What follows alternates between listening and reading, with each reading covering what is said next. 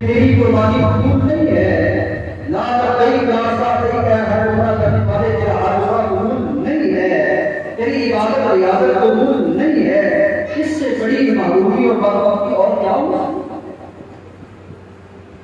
اس بات سے ڈر جائیے، ہر وقت یہ ڈر رکھیے کہ اللہ میرا عمل چھوٹے سے چھوٹا کیوں ہو، بڑے سے بڑا کیوں ہو، اپنی بارگاہ کے اندر قبول کرنا بس قبول فرما دے، شرف قبولیت سے نواز دے۔ اللہ قبول فرما دے۔ اللہ جتنے آئے ہیں، جو نیک ارادے لے کر آئے ہیں، جو قربانیاں پیش کرنے والے ہیں اپنی بساط استطاعت کے مطابق، اللہ ان سب کی قربانیوں کو قبول فرما دے۔ اللہ ان کے جذبات کو قبول فرما دے۔ اللہ کہ تیرے راستے میں آپ قبول بڑھانے والے ہیں، تیری رضا رحمت کے لیے، تجھے راضی کرنے کے لیے آپ کا یہ عظیم عمل کرنے جا رہے ہیں۔ اللہ خون گرنے سے پہلے فَقِيبُوا بِهَا نَفْسًا، اس کے استعان بنا دیں کہ جاؤ بردو میں تجھ پہ راضی ہوں، میں خوش ہوں، میں تمہاری قربانیاں تمہاری عبادتیں قبول کروں۔ کی قربانی کرنے والے نے قربانی، دو بھائی ہیں، آدم کو سب سے پہلی قربانی پیش کی جا رہی ہے۔ لمبا قصہ ہے، بات چھوٹی ہے، صرف سمجھانے کی غرض سے انما یتقبل اللہ من المتقین۔ اللہ فرماتے ہیں بندو میں بے ایمانوں کی قربانیاں قبول نہیں کرتا، میں حرام خوروں کی قربانیاں قبول نہیں کرتا، میں لوگوں کے نجائز مال حرام کرنے والوں کی قربانیاں قبول نہیں کرتا، میں دنیا میں انا پرست تکبر کرنے والے اور اپنے آپ کو بڑا جاکر کہلانے والوں کی قربانیاں قبول نہیں کرتا، جو اپنے آپ کو ریاکاری اور دکھلاوا کر کے پیش کرنے والے، لوگوں کو نمائش اپنی طاقت بنانے والے اور اپنی قربانیوں کی پکچریں لوگوں کے سامنے دکھانے والے، اپنے آپ کو اللہ مقبول بناتے ہیں۔ یہ لوگ ہمیں کہیں گے یہ بندہ بڑا لائق ہے، یہ بندہ بڑا ذمہ دار ہے، اس نے بڑی قربانی کی ہے، اس کو بڑی مقبولیت ملی ہے، اس کے جانور کو بڑی مقبولیت ملی ہے۔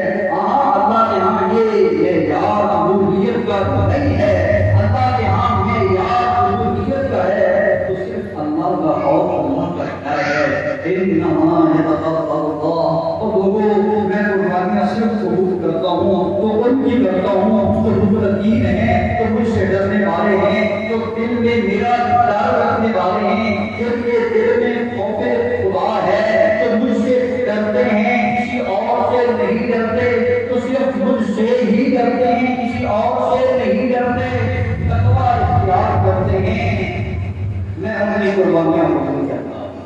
اللہ کو میرے گوشت کی، اللہ کو میرے خون کی کوئی ضرورت نہیں ہے۔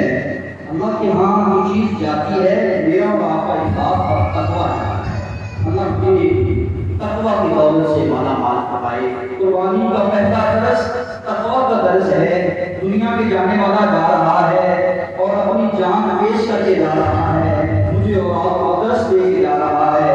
اے حضرت انسان، اللہ سے ڈر جا، اللہ سے ڈر جا، اللہ سے ڈرنے والوں کی قربانیاں اللہ قبول کرتا ہے۔ بس یہی بات، اور اس کا ثمر، اس کا پھل، تقویٰ کے ثمرات جتنے بھی ہیں وہ سارے کے سارے مجھے مل سکتے۔ تقویٰ ہدایت کا باعث ہے، اور یہ متقین وہی ہے جو اللہ سے ڈرنے والا ہے، پھر دیکھیے اس سے ڈرتا ہے۔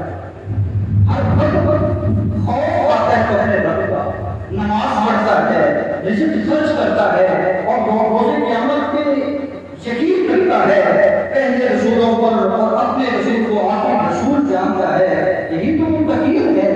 بے ایمان تقویٰ والا نہیں ہے، بے ایمان متقین نہیں ہے۔